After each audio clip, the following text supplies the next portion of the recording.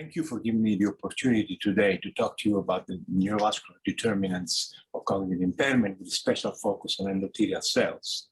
Let me give you a little background of cognitive impairment. At the time of Alzheimer, the major cause of cognitive impairment was thought to be hardening of the arteries, or vascular, what then became known as vascular dementia. However, with the discovery of the molecular pathology of Alzheimer's disease that occurred in the 1990s, the molecular basis of the disease were discovered. The amyloid precursor protein was identified as a major source of the A beta that accumulates in the amyloid plaques, and the genes causing Alzheimer's disease were identified, especially for the familial form of the disease. And so there was a complete shift in the interest of the scientific community towards Alzheimer's disease, and the role of vascular factors in dementia was kind of considered not as much. However, more recently, there has been an increasing evidence that vascular risk factors have a major role also in Alzheimer's disease, and not only in vascular causes of dementia. And particularly, one of the major studies in this area was the NUN study that showed that small ischemic lesions in the basal ganglia, which normally have no impact on cognitive impairment, when they occurred in the context of minimal Alzheimer pathology, that is accumulation of tau and tau tangles and amyloid plaques, these lesions were amplifying the impact of that amyloid pathology on cognition, suggesting that there may be some kind of an interaction or an additive effect between vascular factors and Alzheimer pathology that would in the end amplify the impact on cognitive impairment.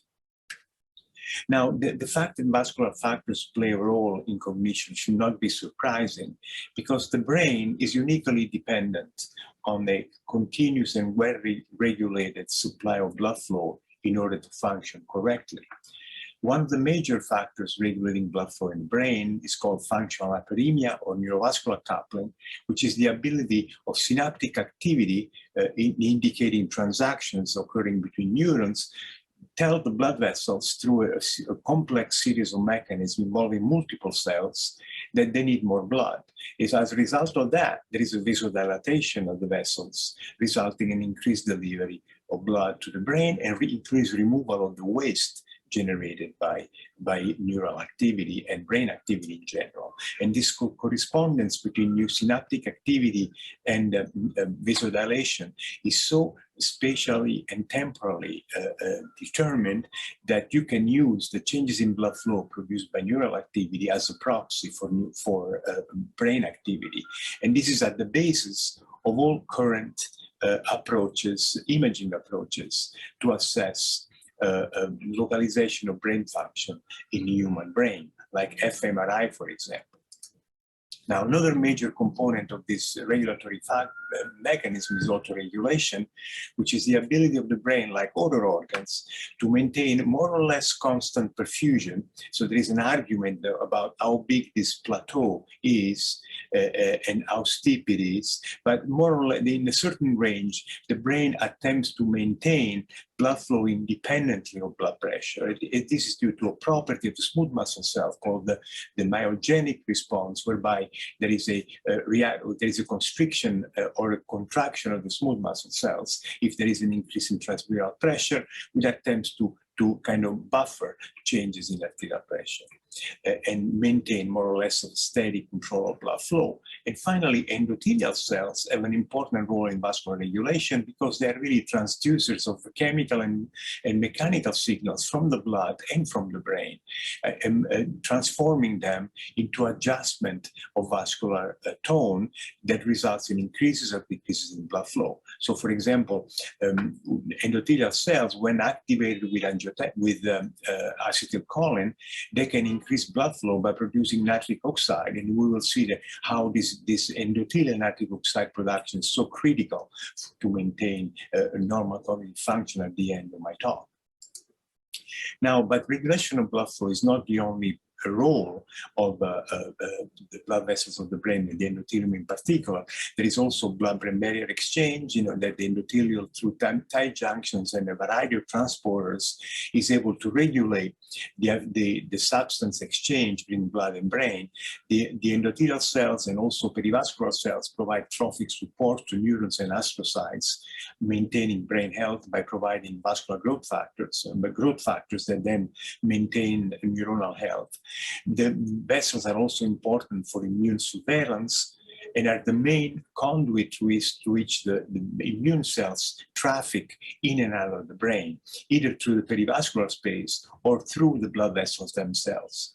And finally, the vessels are very critical for waste removal. The brain is metabolically very active, generates a lot of metabolites that needs to be cleared. One of these metabolites is beta amyloid, which is involved in Alzheimer's disease. And the idea is that, if the vessels are not working correctly, there may be a problem with that.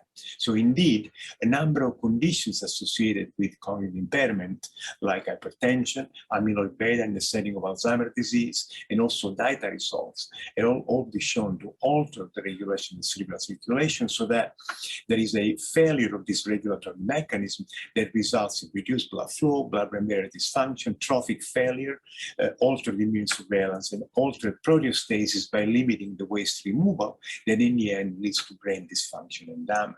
So then I'm going to present you a couple of examples of this, and at the end I will emphasize the role of the endothelium in some of these responses. Let's start with Alzheimer's disease. Alzheimer's pathology is characterized by accumulation of amyloid beta plaques and the neurofibrillary tangles located within the neurons, which are caused by accumulation of the microtubule-associated protein tau. For many years, it was known that Alzheimer's pathology is able to alter neuronal function by altering synaptic activity. However, the data that I presented to you at the beginning suggests that vascular factors may also play a role in the effects of Alzheimer's pathology.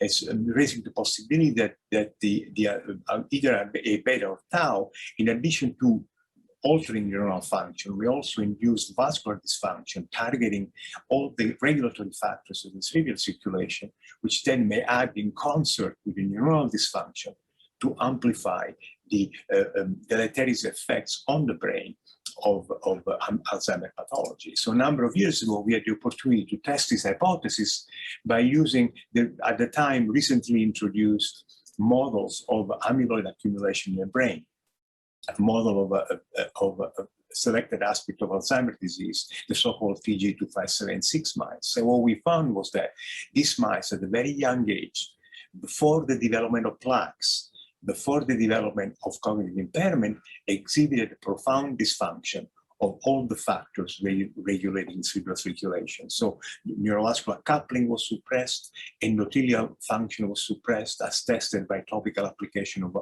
acetylcholine, and also there was no autoregulation. So the brain was essentially dependent upon exclusively on the blood pressure, and there was no attempt to buffer it. So this suggested that in amyloid pathology, very early on, before the amyloid pathology develops completely, there is already a dysfunction of the cerebral circulation, suggesting that vascular dysfunction may be one of the earliest factors regulating, causing Alzheimer. And so at the time, in response to these studies, in consideration of these studies, we proposed that perhaps one of the very first things occurring in Alzheimer's disease may be vascular dysfunction that precedes the cognitive dysfunction and the neuropathological accumulation of the beta and tau. Now, this idea remained kind of somehow, not widely accepted for a while, until a study a couple of years ago from the ADNI cohort, which is a very large imaging cohort of brains imaging in Alzheimer's patients, demonstrated that the first biomarker of pathology, before any of the neural activity, before all structural alteration, and even before plasma or CSF biomarkers of disease, A beta and tau, vascular dysfunction was present. So in humans, Alzheimer's disease, as in a mouse model, vascular dysfunction appears to be one of the earliest manifestations of disease. Now let's move to hypertension. Hypertension is devastating effects on the brain. Hypertension promotes atherosclerosis by inducing carotid stenosis in the neck, which can cause hypoperfusion dementia. Hypertension causes microbleeds and also microinfarcts, microscopic occlusions of small blood vessels in the brain. But the prototypical alteration is called small vessel of this lesion of hypertension is really lipohyalinosis, which is a process of hyalinization of the vessels in the subcortical white matter. And then that is a very peculiar region of the brain, which, because it's supplied by two different arterial territories, by terminal arterioles. And so it's at the border zone of two independent territories, which therefore makes it very, very susceptible to injury. So when you get something like this happening here, what you get is white matter disease, a process of degeneration of the white matter that leads to a disconnection between the different regions of the brain, resulting in cognitive impairment, and also promoting Alzheimer's pathology, accumulation of A beta, for example, and tau in the brain. So hypertension has devastating effects. So a number of years ago, we decided to examine how does hypertension may alter the vascular regulation leading to cognitive impairment. So we used a model of hypertension based upon administration of very small doses of angiotensin II, a peptide very much involved in human hypertension. And then if you administer this very low dose in this kind of so-called slow pressure model, you have a delayed elevation in blood pressure that does not occur until about 7 days after the infusion is started. Now, this is a very favorable model because it allows you to study both the pre-hypertensive and the hypertensive episode features of the phenomenon. And so what we found by assessing blood flow at different time points, that even before the blood pressure is elevated at 7 days, there is already attenuation of functional hyperemia, which gets even worse at 2 weeks after, when blood pressure is fully developed. And now, if you keep this up for a while, the mouse develops cognitive impairment. Now, does this occur also in humans? So a recent study shows that in humans with high blood pressure, there is a suppression of the increase in blood flow produced by visual stimulation as a form of functional hyperemia. So as you can see from the lower curves, in patients with hypertension, there is an attenuation of the increase in blood flow, pretty much like what we saw with functional hyperemia in the mouse. So in humans, as in mouse, there is this functional, hyperemic problem, and also endothelial dysfunction that may contribute to cognitive impairment. So what are the mechanisms mediating these effects? Well, the major factor seems to be accumulation of reactive oxygen species produced by the enzyme NADPH oxidase. As you can see in this slide, we have the surface of the brain appear in the mouse cortex. This is penetrating vessels labeled with CD31, an endothelial marker. When we administer angiotensin, there is massive nitration occurring not only in the vessel, but also in a neuropil surrounding the blood vessel. And this is due to NOx2, because if we take NOx2 knockout mouse, we abolish the oxidative and natural oxidative stress, and we also completely rescue the functional hyperemia. So oxidative stress seems to be a major factor in the neurovascular dysfunction of hypertension. Now, for many years, the sources of the free radicals, both in Alzheimer and in hypertension, have not been clearly established. And we recently found that the major source of these free radicals is not in the vessels itself, but is in the myeloid cells closely associated with the penetrating arterioles and venules called perivascular macrophages. So perivascular macrophages are one of the 3 classes of brain-resident macrophages, sometimes called border-associated macrophages in the brain, that are located in the perivascular space or Virchow-Robin space. These cells at the electron microscopic level look exactly like macrophages with granules, but except that they are plastered on the vascular wall. They expressed a lot of free radical producing enzymes. They express angiotensin receptors. They have innate immunity receptors. So they are very much exposed to a variety of chemical and immune stimuli in the perivascular space, they could result in production of free radicals. Now, we have found that both in Alzheimer pathology and in hypertension, the perivascular macrophage is the major source of oxidative stress. However, the mechanism by which the macrophage is engaged differ between amyloid and hypertension. In amyloid, we found that A-beta binds to an innate immunity receptor called CD36 that leads to activation of NOX2, producing large amounts of radicals responsible for global neurovascular dysfunction. In hypertension, instead, we found that angiotensin II can interact with angiotensin receptors on the macrophages, leading to oxidative stress, and that also results in global neurovascular dysfunction. I like to point out that in both in Alzheimer pathology and hypertension, all aspects of the regulation of the cerebral circulation are altered. Endothelial function, functional hyperemia, or neurovascular coupling, autoregulation of the blood-brain barrier. Now, I'm going to show an example from high salt administration in a diet in which this does not occur. There's a much more selective effect, which really depends on the endothelium. So as you know, high dietary salt has long been associated with hypertension and cognitive dysfunction. For many years, it was thought that the cognitive dysfunction was dependent upon the high blood pressure. It was a secondary effect on the high blood pressure. However, recent data indicates that dietary salt is an independent risk factor for cognitive impairment. And here we have the urinary excretion of sodium, which is the best index of dietary salt assumption. And this is the mini-mental state score is an indication of cognitive function. As you can see, the higher the excretion of sodium, the higher the sodium in a diet, in other words, the lower the mini-mental state. So there is an impairment in cognition.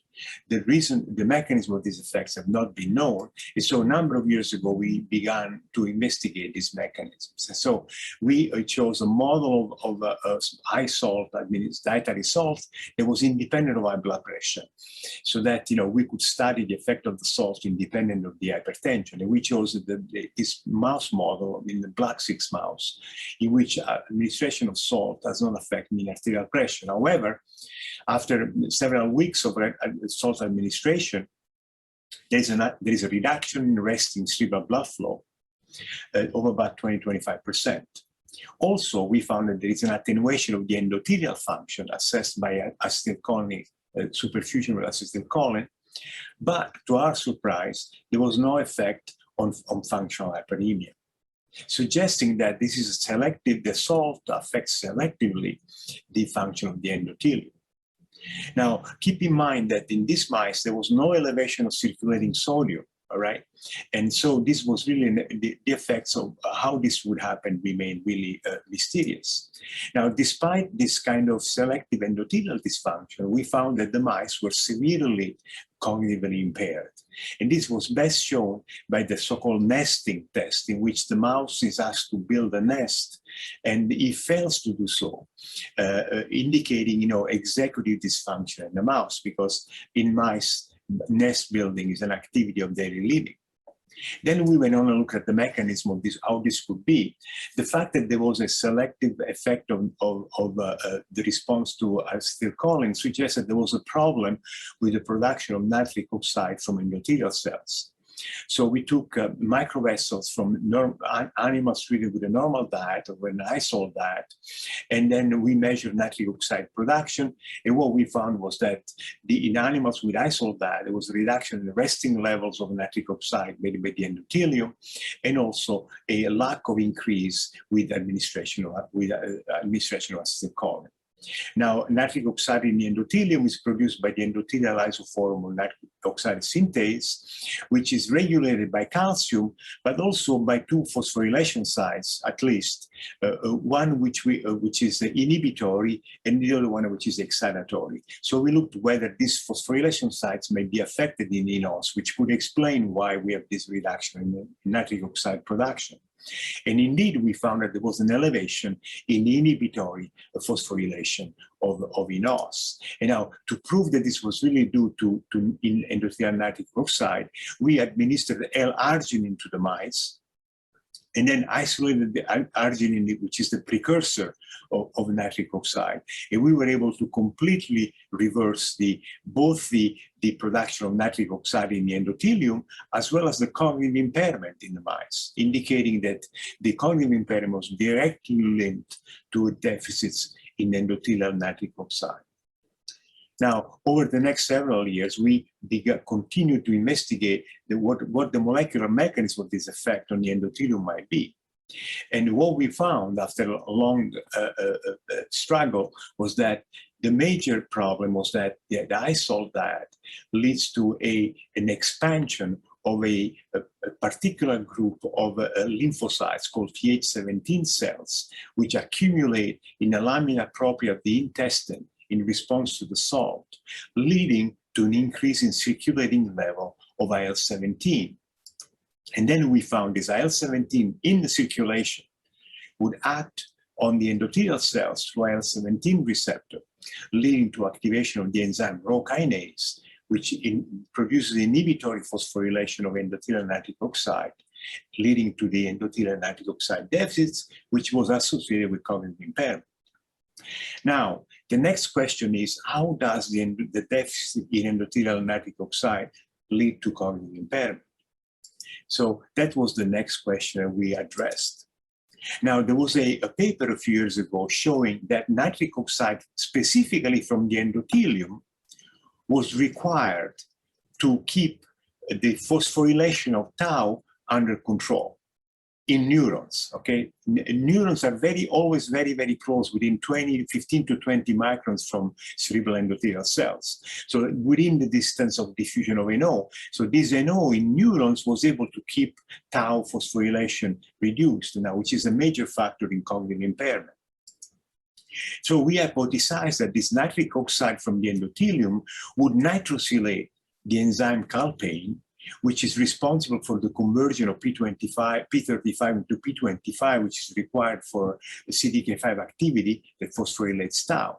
And so the NO would inhibit the activity of calpain, preventing this conversion. However, when there was endothelial dysfunction, the reduction in nitric oxide led to denitrosylation of calpain, leading to an increase in P25, CDK5 activity, and then phosphorylation on tau, which then will lead to the misfolding aggregation and the brain dysfunction, which is very well known to be associated with tau. So we asked the question, is this tau process involved in the cognitive dysfunction produced by the salt diet? So we measured phosphorylated tau in the cortex of hippocampus in mice in normal diet and isol diet. And what we found was that indeed there was a massive increase in phosphorylation of tau at the usual sites which are associated with cognitive impairment. There was an accumulation of phosphorylated tau, but there were no tangles. So this was a pre-tangled tau that was leading to this dysfunction. And as anticipated, there was a suppression of calpain nitrosylation, an increase in calpain activity, and an increase in CDK5 activity as a result of this deficit of nitric oxide. Now, tau, the fact that tau is present in the brain does not mean necessarily that it's causing the cognitive impairment. So to really demonstrate that the cognitive impairment was linked to tau, we used anti-tau antibodies, which are used in clinical trials to counteract the effects of tau. And so we found that administration of this antibody to mice on isol diet was able to completely rescue the cognitive impairment produced by the isol diet. Then the question was, what happened to blood flow is also the tau rescuing the flow deficits, which may be also contributing to the cognitive impairment. So we measured blood flow in the animals in which the antibody was administered. Well, to our surprise, we found that despite the mice being cognitively normal, there was still the same reduction in blood flow and the same endothelial dysfunction that we observed with the animals on isolated diet that did not receive the antibody. So this data suggests that the ways the salt induces cognitive impairment is that by this gut-brain axis, resulting in an increase in IL-17 in the endothelium that leads to an NO deficit via inhibitory phosphorylation of eNOS. The NO deficit causes two major effects. One is accumulation of phosphorylated tau via this CDK5 activation and calpain denitrosylation, but also reduces blood flow. However, the flow reduction does not causes normal cognitive impairment, because if we inhibit tau either with the antibodies or in tau knockout mice, we suppress tau, we lead to normal cognition, but still we have the flow reduction. So the flow reduction is not the ultimate cause of the cognitive impairment, but it's the tau that is. So to conclude then, I've showed you that cognitive dysfunction is very much dependent on a normal vascular function in the brain. However, there's more than one way that vascular dysfunction in the brain can lead to cognitive impairment.